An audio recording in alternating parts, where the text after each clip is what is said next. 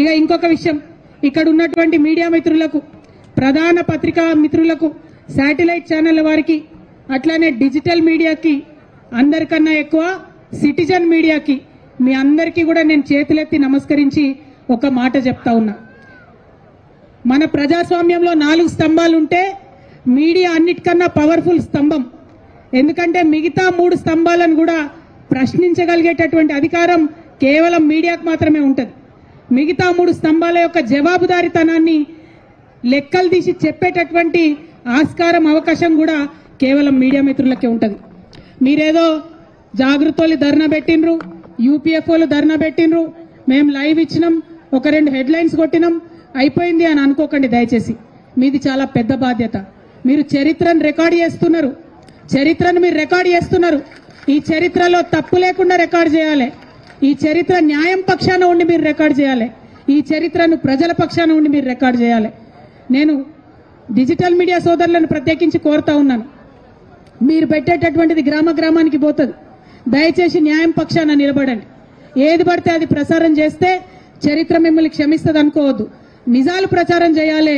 నిజమైనటువంటి బిడ్డలు చేస్తున్నటువంటి ఈ 72 గంటల నిరాహార దీక్షకు మద్దతుగా మీరు ప్రసారం చేయాలని చెప్పి మీడియా మిత్రులందరినీ కూడా నేను కోరుతా ఉన్నాను.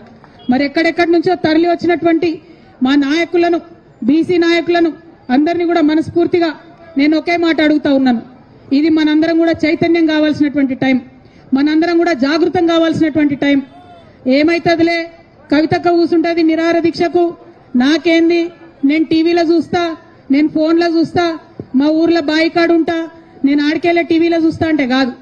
ఒకవేళ మీ ఊర్లో బాయికాడ, పొలం కాడ మీకు పని ఉంటే ఆడికెళ్ళే మీరు సోషల్ మీడియాలో ఉద్యమం చేయాలి. ఒకవేళ మీరు ఎక్కడో ఊర్లో వంట చేసుకుంటుంటే ఆడికెళ్ళే మీరు సోషల్ మీడియాలో ఉద్యమాలు చేయాలి.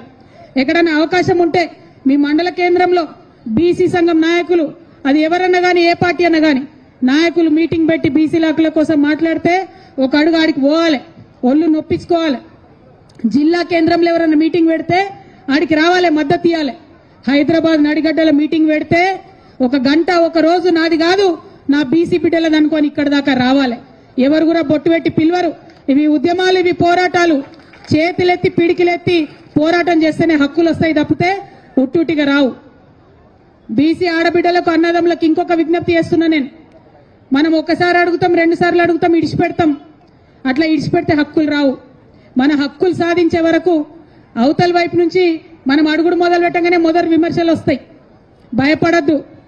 2వసారి ఎక్స్ప్లెయిన్ చేసుడు మొదలు పెడతారు. ఆగిపోవద్దు. జవాబు వచ్చే వరకు పిడికిలెత్తి ప్రశ్నిస్తూనే ఉండాలి. ఇటువంటి ఉద్యమాలకు మద్దతు ఇస్తూనే ఉండాలి. అప్పుడే ఉద్యమాలు సాకారం అవుతాయి. అప్పుడే ప్రజలుగా ప్రజాస్వామ్యం బలోపేతం అవుతుందనే విషయాన్ని ఇవాళ మీ అందరికీ నేను తెలియజేస్తా ఉన్నాను. మళ్ళొక మారు మీ అందరు నేను ఒకటే మాట కోరుతున్నా. ఇవాళ 72 గంటల నిరాహార దీక్ష, లోకల్ బాడీ ఎన్నికలలో 42% బీసీల కోసం రావాలని చేస్తా ఉన్నాం. చాలా మంది మాట్లాడుతున్నారు నాయకులు, మరి ఇంకెన్ని రోజులు ఎన్నికలు ఆపుతారు? ఎన్ని రోజులైనా ఆపండి, ఏం అర్జెంట్ ఏముంది ఎన్నికలకు? ఇప్పుడు మీరు చేస్తున్నది ఏంది? 2 ఏళ్ల నుంచి సర్పంచ్లు ఉన్నారా ఊర్లలో? 2 ఏళ్ల నుంచి ఎంపీటీసీలు ఉన్నారా ఊర్లలో? ఏం జరుగుతుంది అక్కడ? ఏం అభివృద్ధి జరుగుతుంది? ఇదివరకు కేసీఆర్ గారి హయాంలో జరిగిన అభివృద్ధి ఇలా పల్లెలలో కొనసాగుతున్నదా? లేదు. ఏం అర్జెంట్ ఉంది అట్లాంటప్పుడు? ఎన్నికలు పెట్టే ముందు ఖచ్చితంగా మా బీసీలకు హక్కులు వచ్చిన తర్వాతనే ఎన్నికలు పెట్టాలని డిమాండ్ చేస్తా ఉన్నాం. ప్రభుత్వం కొట్లాడాలి, న్యాయస్థానంలో కొట్లాడాలి. తమిళనాడులో ఇట్లనే 9 ఏళ్ళు ఎన్నికలు పెట్టలే. బీసీల హక్కులు సాధించుకున్నాకనే, బీసీలకు రిజర్వేషన్ వచ్చినాకనే ఎన్నికలు పెట్టుకున్నారు. మనమేం తక్కువ?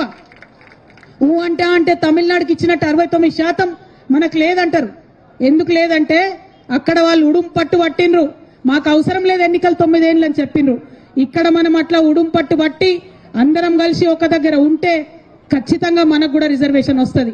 ఈ రిజర్వేషన్ వల్ల మరి జీవితాలన్నీ మారిపోతాయా?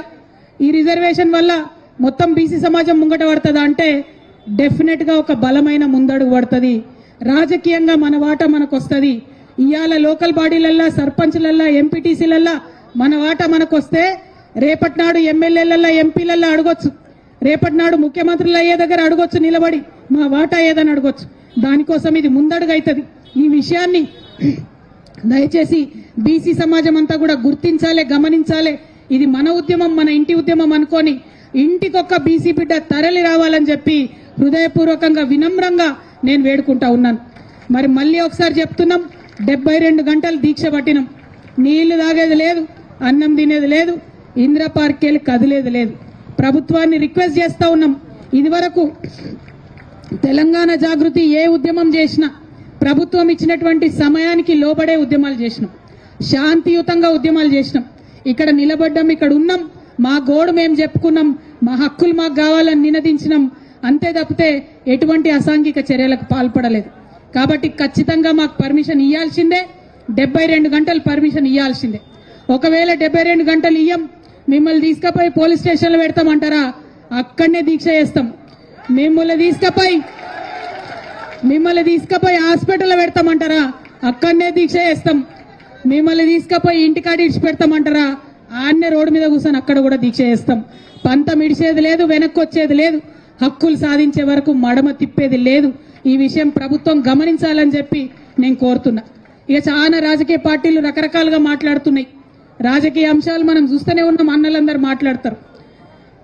ఈ రాజకీయ అంశాలన్నీ ఎదురు తీసుకొని వాటన్నిటిని పక్కకు జరుపుకుంటూ మన ఆత్మగౌరవ బావుట నిలబెట్టాలంటే బీసీ బిడ్డలందరూ కూడా కలిసి ఇవ్వాలి, మద్దతు ఇవ్వాలని చెప్తూ మళ్ళొక్కసారి మీ అందరికీ ఉద్యమాభివందనాలు తెలియజేస్తున్నాను.